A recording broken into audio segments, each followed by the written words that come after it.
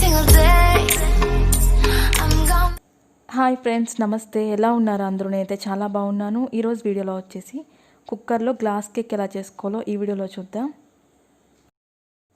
ఈ glass cake అనేది చాలా ఫ్లఫీగా ఉంది, అలాగే చాలా టేస్ట్గా కూడా ఉంది, చాలా సింపుల్గా కూడా అయిపోతుంది.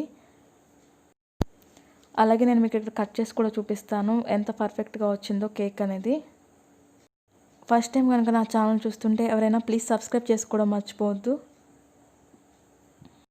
ఎలా చేసుకోవాలో ప్రాసెస్లోకి వెళ్ళిపోదాం. ఒక మిక్సింగ్ బౌల్ తీసుకుని అందులో ఒక కప్పు ఆయిల్ వేసుకోవాలి. మీరు ఇక్కడ ఆయిల్కి బదులు బటర్ని కూడా యూస్ చేయొచ్చు. అలాగే నేను ఒక ఎగ్ని కూడా వేసుకున్నాను ఇందులో.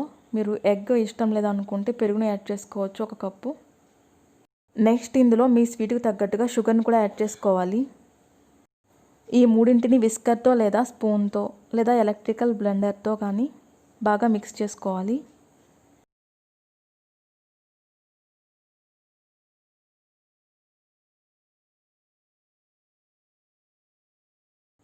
ఇలా కలుపుకున్న ఈ మిశ్రమంలో కొంచెం పాలు కూడా యాడ్ చేసుకోవాలి.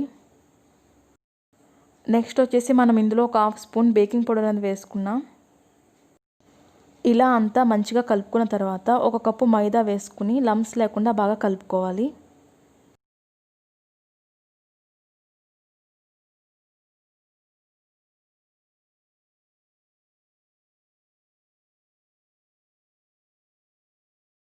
ఈ మిశ్రమాన్ని కొంచెం సేపు పక్కన పెట్టుకుని ఒక 2 గ్లాసులు తీసుకుని, ఆల్రెడీ నేను ఆ గ్లాసులో నెయ్యి వేసుకున్నాను.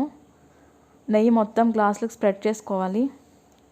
మీరు కొంచెం మైదా కూడా వేసుకోవచ్చు లోపల, కేక్ అనేది అంటుకోకుండా రావడం కోసం.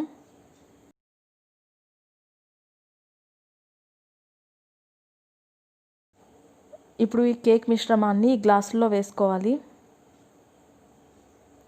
ఎక్కువ వేసుకోవద్దండి, కేక్ అనేది పొంగుతుంది కదా, హాఫ్ వేసుకుంటే సరిపోతుంది.